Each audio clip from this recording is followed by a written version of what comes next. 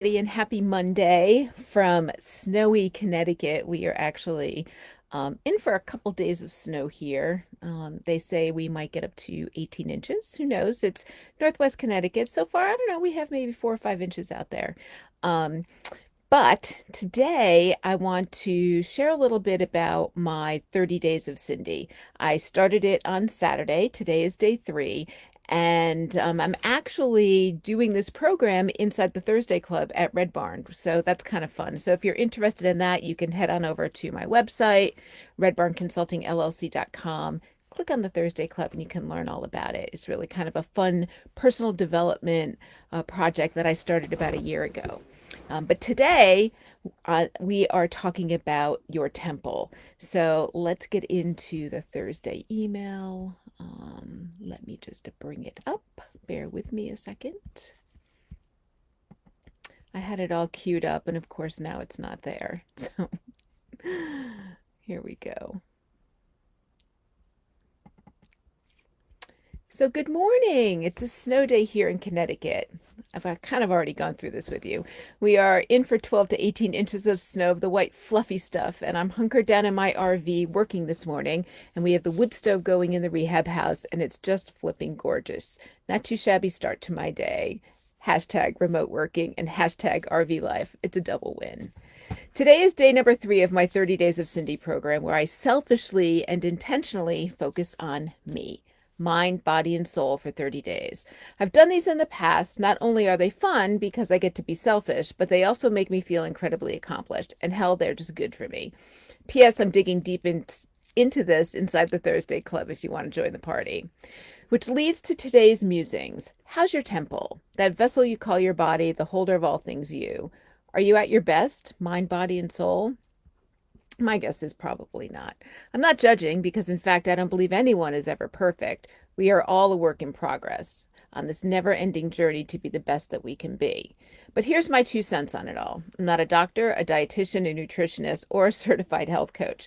I'm a 58-year-old woman who's on a mission to live to be a healthy 100. Yes, I want to be one of those people who is running a marathon at the age of 80, traveling into my 90s, and still living my best life when I hit 100. I cannot do that if I don't treat my body like a temple. It's been a journey, and each decade brings new challenges as my body changes. But here's what I've learned. How I start my day is critical. This is the mind part of being healthy. Waking up and focusing on the positive versus the negative, being grateful for what I have versus dwelling on what I don't have. I don't read or watch the news first thing, and I 100% do not obsess over things I cannot control. I ease into my day. Sometimes it takes 1 to 2 hours. I know for a lot of you that's a lot, but it does take me 1 to 2 hours. I wake up about 4 a.m. I lie in bed quietly thinking about my day and setting my intentions. I get up, I make coffee. Sometimes I journal, sometimes I just think. I also like to get my work out in before I start my day at 8 a.m. Although I've been known to take a break and in the afternoon and do a run or go to the gym, but I like to do the morning ritual. What this does is make my mornings far more enjoyable. No jumping out of bed, running around like a crazed person. That causes stress, and stress has countless negative effects on your body, so I try hard to avoid it. P.S. That includes not watching the news. This is a sidebar, you can get so wrapped up in the negativity of the news that it can just set your day off on, a path that you don't want to. So Dave will always sometimes, well, he pretty much reads the news every morning, and then you can hear him grumbling. And so it sets him off on the path of like, why do people do what they do? Anyway, number 2, food is fuel. I spent decades figuring out my relationship with food and how certain foods affect my body and my brain/mood. I love to cook and I love to eat, and I have no desire to change either of those traits.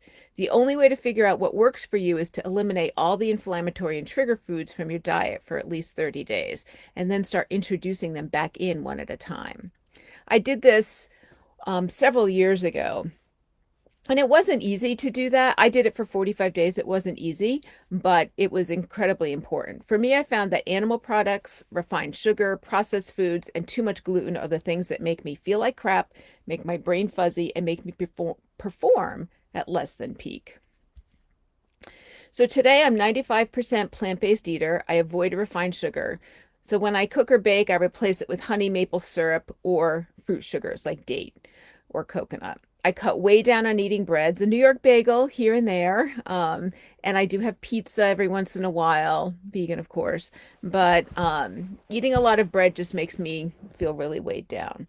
My body knows and reacts when I go off the beaten path. I don't feel like I'm denying myself anything. In fact, it's the opposite. I feel like I'm giving myself a gift. Move. I don't care how you do it, but you have to move. It's not only good for your body, but also for your damn mind, and it reduces stress. Hello, endorphins. The key to this is creating a habit around it. I'm back to my morning gym schedule and I feel awesome. Being out with my knee surgery and COVID put a kink in my daily exercise routine and I felt like crap. Just do something. You don't have to be a bodybuilder or a marathoner. Go for a walk 30 minutes a day. That's it. Just move. Soul.